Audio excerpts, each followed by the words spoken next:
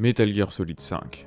Que dire, c'était une évidence que je devais m'y attaquer, non seulement car il créa un gros débat parmi les fans sur son aspect qualitatif lors de sa sortie, mais aussi parce qu'il représente le tournant de Konami vers le n'importe quoi en termes d'exploitation de licence. Et Metal Gear Survive n'est pas mauvais, hein, mais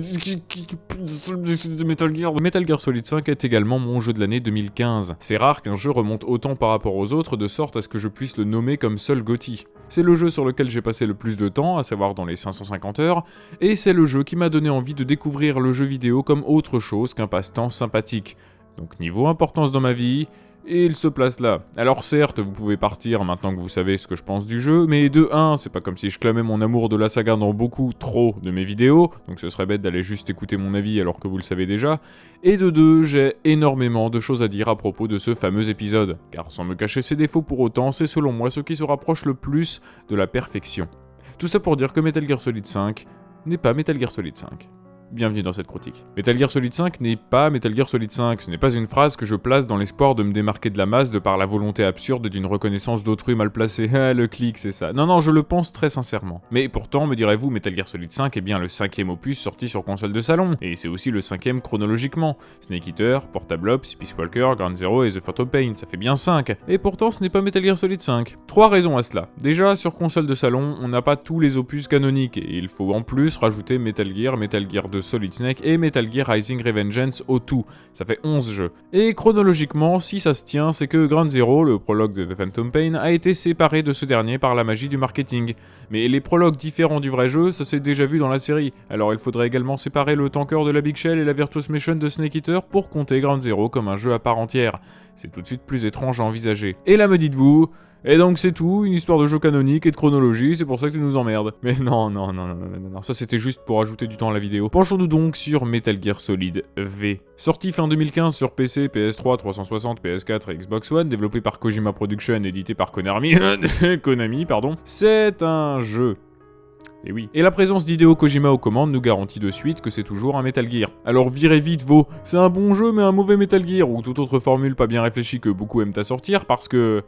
Bah allez le voir Kojima et dites-lui ça c'est pas le Metal Gear que je voulais, hein. Tu peux faire le Metal Gear que je voulais. Je veux dire, qui de mieux que le créateur de la série pour dire comment doit évoluer la série? Qui sommes-nous pour dire ce qu'est un vrai Metal Gear? Et ce que devrait être ce Metal Gear Solid 5? Et c'est bien pour ça que nous parlerons ici de ce que le jeu est et non pas de ce qu'il n'est pas. Quoique si, mais pas dans le... Enfin, pas comme... Pas dans la manière de... Ah, puis merde, vous verrez. Déjà, visuellement, c'est beau, le moteur graphique sait mettre en avant ses qualités, à commencer par ses cinématiques d'exception, quasiment toutes en plan séquence, qui défoncent totalement. Je veux dire... La mise en scène soutenue par cette caméra tantôt à l'épaule, tantôt à la grue, tantôt au drone, bien plus simple à maîtriser car sans aucune contrainte de déplacement, est un réel plaisir et nous immerge bien plus que si les cuts s'enchaînaient. Je veux dire, la mise en scène des précédents était magistrale. Là, elle est plutôt personnelle mais sans perdre l'aspect explosif. C'est juste que là, les échelles et les proportions s'alternent en un même plan et quelques mouvements de caméra, ce qui nous plonge d'autant plus au cœur de l'action. Surtout avec ces animations faciales qui déchirent tout, transcendant les émotions des personnages. Donc oui, il y a peut-être quelques textures pas jolies, et vous pouvez lui reprocher, mais ce serait comme se plaindre d'une cerise un peu cabossée sur un magnifique gâteau à la banane qui s'avère également délicieux. Car si The Phantom Pain est réussi sur la forme, il l'est d'autant plus sur le fond, notamment grâce à l'une de ses grosses nouveautés, la Mother Base. Introduite dans Peace Walker comme base de l'armée privée de Big Boss, Militaires sans frontières, en français dans le texte, elle fut détruite dans Ground Zero pour renaître de ses cendres en devenant le QG des Diamond Dogs. Et cette Mother Base est essentielle au jeu, d'une part parce qu'elle devient physiquement accessible et permet d'y mener les opérations de vos soldats, ce qui amène un mini-jeu de gestion sympathique, qui fait en fait partie d'un plus gros mini-jeu de gestion qui concerne la base en elle-même en attribuant un rôle à chacun de vos soldats afin de développer les armes, soigner les blessés ou encore s'assurer qu'il y a de quoi manger par exemple. Ce n'est pas ultra poussé non plus, c'est même très automatisé, il y a carrément une touche pour attribuer les soldats au rôle qui leur est le plus approprié, mais le but n'était pas de concurrencer les Sims, hein. Si cette Mother Base existe, c'est pour nous faire jouer et vivre en temps réel la prise d'ampleur de Outer Heaven, en recrutant un à un les soldats sur le champ de bataille. Bon, c'est également un prétexte pour inclure des microtransactions pour acheter d'autres bases beaucoup plus vite. Va te faire foutre, Konami. Va te faire foutre. Bon, ça fait autant de syllabes que Ridley Scott. Mais le recrutement puis l'endoctrinement des soldats est une mécanique qui fonctionne vraiment bien. Si, l'endoctrinement. Il y a des affiches Big Boss is watching you un peu partout sur la base, et les soldats vouent un tel culte à Snake qu'ils le remercient de leur éclater la gueule par terre. Littéralement, c'est même pas une blague. Mais ce qui change vraiment par rapport à Peace Walker, c'est que le scénario va ici bien plus se servir de la Mother Base en faisant une entité qui appartient totalement à l'intrigue, là où elle se trouvait un peu mise de côté dans l'épisode PlayStation Portable. Ce qui rend d'autant plus tangible et gratifiant la montée en puissance des Diamond Dogs. Comme j'ai pu très rapidement l'évoquer, le système de recherche et développement fait son retour, mais avec son lot de mises à jour. Déjà maintenant, on peut personnaliser son équipement, au niveau de la couleur, mais aussi au niveau des accessoires, et on se retrouve avec des possibilités telles que c'est plutôt vertigineux. Il y a un nombre colossal de matériel à découvrir, et si vous voulez tout débloquer... D'ailleurs, débloquer des upgrades à mesure que vous complétez des missions, ça ne vous évoque rien? Eh ben oui, MGSV est un RPG. Globalement, tout est améliorable, de la barre de vie avec les armures aux techniques d'approche, c'est à vous de découvrir votre style et votre skill. Et ça tombe très bien parce que le jeu est ultra permissif. Vous pouvez aussi bien privilégier une approche silencieuse qu'une approche agressive, létale ou non, au corps à corps, à longue distance, à moyenne portée, et la zone ouverte vous permet d'aborder le poste comme bon vous semble, avec une éventuelle phase de reconnaissance précédant l'action. Mais l'on ne vous dit jamais comment jouer, on vous donne juste les cartes pour jouer. Prenons exemple, Dishonored. Et au passage, je n'ai nullement trouvé le jeu répétitif. Ça l'est peut-être à regarder, certes, mais alors le jeu se renouvelle constamment, puisque les gardes s'adaptent à votre façon de jouer, ce qui vous pousse, sans vous forcer, à diversifier vos approches. Si vous privilégiez trop l'infiltration de nuit, ils finiront par porter des lunettes infrarouges. Si vous tirez trop dans la tête, ils porteront des casques ou des gilets si vous visez la poitrine. Et il suffit d'ajouter à cela les coéquipiers, du cheval au D-Walker, un espèce de robot multitâche, en passant par votre chien D-Dog et... une femme. Bonjour Quiet. Eh bien, je puis affirmer haut et fort que c'est le meilleur gameplay d'infiltration qu'il m'ait été donné de jouer. De très, très loin. Sauf la conduite. Oh là, non, pas la conduite. Non, les véhicules possèdent une espèce d'inertie dégueulasse. Je vous recommande bien plus The Horse ou le Walker pour vos déplacements. Parce que c'est grand. Et assez vide. C'est pas un mal, hein. Ça rajoute du crédit au tout, d'après moi. Et les avant-postes s'y prêtent fort bien. Mais la conduite, oh là, non. Mais ouais, parlons-en de Quiet. Encore un délire à la Kojima. Le design est ridicule. C'est très dommage parce que le personnage est réellement intéressant. C'est sans doute l'un de mes préférés de la saga. Mais avec l'image qu'elle renvoie, elle risque de disparaître bien vite de l'esprit des joueurs. Ou y rester, mais via d'autres types de contenus. Et ça m'attriste un peu parce que j'aime réellement sa personnalité. Et alors l'excuse du « mais elle respire par la peau, c'est pour ça ». T'es gentil Ocelot, mais The End aussi se servait de la photosynthèse et ça ne l'empêchait pas de s'habiller. Sinon, je l'ai dit en début de vidéo, mais j'ai très clairement dépassé les 500 heures de jeu. Alors même si ça compte 2 parties et quelques heures sur le multi, je pense pouvoir dire que la durée de vie... ça va, hein, à partir du moment où vous passez outre la répétitivité, entre guillemets, parce que pour moi, la répétitivité s'apparente plus à un jeu où l'on fait les mêmes actions encore et encore et encore. Le solo de GTA V, tout à fait. Cette volonté d'ouvrir le gameplay autant que sa zone de jeu, afin de proposer la série à un plus large public, se retrouve aussi sur l'aspect scénaristique du titre. MGSV est bien loin des cinématiques et autres conversations codec interminables. L'histoire est en fait un peu plus en retrait. Pas moins intéressante ou moins marquante, hein. Certaines missions risquent de vous laisser un souvenir assez profond. Tout comme la fin. Les fins, il y a 2 chapitres. Et parlons-en, le premier est rythmé, sanglant, torturé, maîtrisé, haletant, dynamique, surprenant, les personnages sont charismatiques. Et le chapitre 2 a la mission 43 et la fin.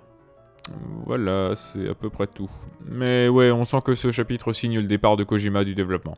Bon allez, il est pas si mauvais que ça, dans le sens où les cassettes rattrapent un peu la presque qu'attaque et cette seconde partie. Seconde partie que j'ai tout de même appréciée, attention.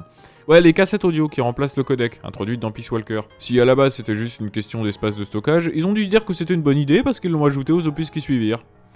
Bah ils avaient raison, c'est une excellente idée. Avoir le choix de suivre plus ou moins le scénario tout en sachant que le strict minimum se suffit à lui-même, rapproche un peu ce jeu de Dark Souls à mon sens. Dans un Souls ou Bloodborne, soit vous prenez la peine de comprendre ce que veulent dire et raconter les décors, ce que signifient les descriptions des objets et ce que sous-entendent les personnages par leurs phrases les plus cryptiques, soit vous vous en tenez au gameplay. Le jeu accepte très bien ces 2 profils de joueurs. Et bien pour MGSV, le parallèle se tient dans la mesure où si l'on ignore les cassettes, on passe à côté de 70% du scénario, mais c'est pas grave, parce que l'on veut juste profiter du gameplay et s'amuser avec.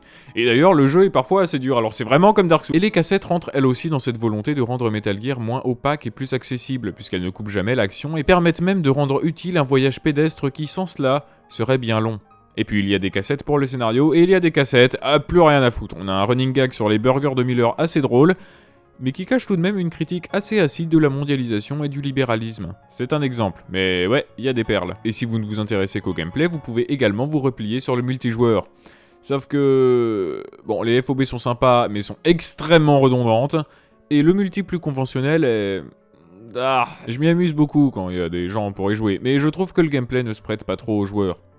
Ou l'inverse. En fait, il s'y prêterait si les gens savaient jouer RP. Tout le monde court dans tous les sens, donc vous faites pareil, et c'est le serpent qui se mord la queue. Ce qui doit être assez douloureux quand on parle de Metal Gear. Alors oui, certains modes obligent la discrétion et l'infiltration, mais j'aurais préféré que ça vienne de la volonté des gens, et pas d'une restriction. Mais ça reste suffisamment drôle. Bon. Vous souvenez-vous de ce que j'ai pu dire en début de vidéo? Metal Gear Solid 5 n'est pas Metal Gear Solid 5, mais Metal Gear Solid V. Metal Gear Solid Venom. Et tout se joue sur ce titre. Déjà scénaristiquement, puisque l'histoire met plus l'accent sur la vengeance de Snake que sur le conflit mondial en jeu guidé par un Skullface des plus charismatiques, c'est donc bien plus personnel que les autres opus, et la fin est le prolongement direct de cette idée, tout comme le gameplay et ses possibilités d'approche. Le message de Kojima est clair, vous êtes Snake. Littéralement. Cette ouverture de la zone de jeu n'est pas anodine, tout comme le recrutement et la gestion de la Mother Base. Snake, c'est nous. Individuellement et indépendamment des autres, chacun est son propre Snake. Le compteur de meurtre caché qui, atteint un certain palier, agrandit la corne de Venom et le couvre d'un sang impossible à laver à la douche, est également là pour quelque chose. Parce que dans l'immédiat, ce n'est qu'une histoire de cosmétique, hein. Mais Kojima nous le dit, tout ce que l'on fait a un impact sur Snake, déjà bien assez torturé comme ça. Et comme c'est inévitable, parce que le scénario avance malgré tout, et parce que la suite est déjà écrite, puisque les jeux Metal Gear ne se suivent pas chronologiquement, eh bien on aura beau agir le mieux du monde, on sait que l'on deviendra Big Boss, antagoniste des premiers Metal Gear, quoi que l'on fasse, aussi libre soit-on. Et c'est une manière très intéressante de poser la question de la liberté toute relative que nous offre un jeu vidéo, ainsi que les suites à rallonge. Sauf qu'il n'est plus vraiment question ici de suite. Metal Gear Acid, Metal Gear Survive, Metal Gear Rising Revengeance, Metal Gear Solid Venom. Car ce jeu est bien plus à voir comme un spin-off que comme une suite directe, tout comme Rising se situe après MGS4, mais juste histoire de le caler dans la série. Parce que vous n'allez pas me dire que le contexte historique est ici des plus importants, hein. Il est bien présent, oui, mais quelques pirouettes auraient permis de situer le jeu tout à fait ailleurs, tout comme un Assassin's Creed se contente de se délocaliser à chaque nouvel opus pour vous faire croire que c'est un nouvel opus. À la façon d'un jeu de cartes stratégique et d'un beat'em up bien bourrin, MGSV décide de s'émanciper du gameplay Metal Gear pour un RPG d'infiltration en zone ouverte. Là où c'est un peu trompeur, c'est que The Phantom Pain est bien développé par Kojima Production.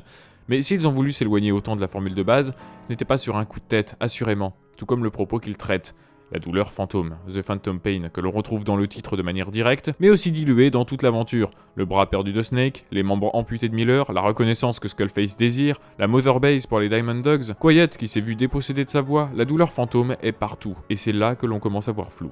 Parce que si le chapitre 2 est si en deçà du précédent, c'est que Konami mit Kojima à la porte en plein développement du jeu, laissant des équipes sans réel fil conducteur. Le jeu est donc sorti alors qu'il n'était pas fini, pas comme il devait l'être.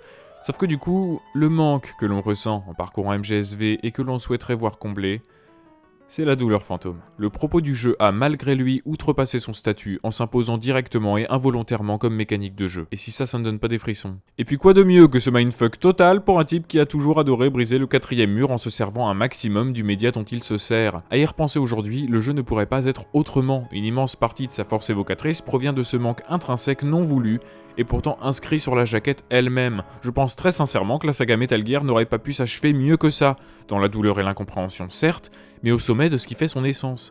Ainsi si Snake Eater est bien mon opus préféré, force est de constater que The Phantom Pain restera dans les mémoires comme le chef-d'œuvre qui, car inachevé, devint ce chef-d'œuvre.